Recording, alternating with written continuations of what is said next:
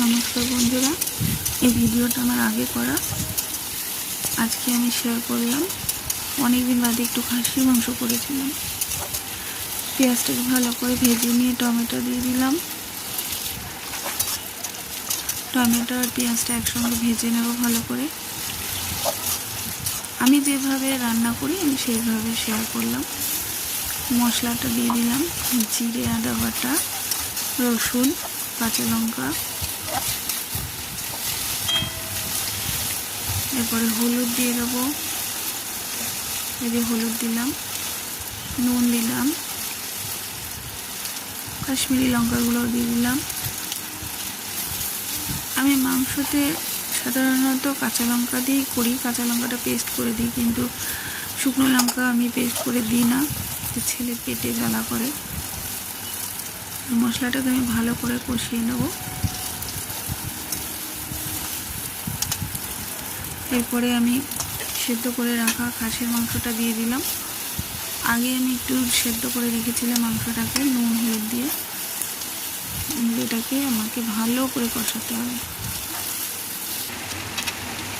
উপর থেকে কয়েক টুকরো রসুন ছড়িয়ে দিলাম।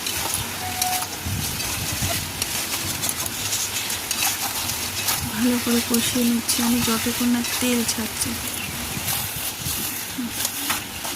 ভালো করে কষিয়ে নিচ্ছি। ফেটিয়ে রাখা দই দিয়ে দিলাম। দইটা দিয়ে আবারও আমি এটা কষিয়ে নেব। আবারও ভালো করে কষিয়ে নিলাম।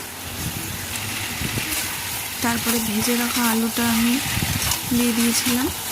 আলু দিয়ে আবারও আমি এটাকে ভালো করে কষিয়ে নিচ্ছি। এপাশে আমি মাংস সেদ্ধ করা যে জলটা ছিল ওটা রেখে দিয়েছি, ওটাই আমি এতে দিয়ে দেবো।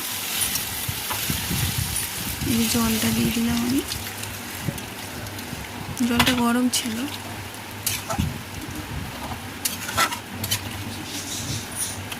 যখন ভালো করে ফুটে যাবে, নামানোর আগে একটু গরম মশলা দিয়ে আমি নামিয়ে দেবো। ঝোলটা টকবক করে আবার ফুটছে, আর একটু জলটা টানবে।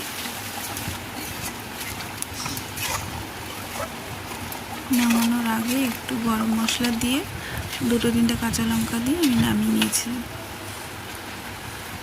নমস্কার।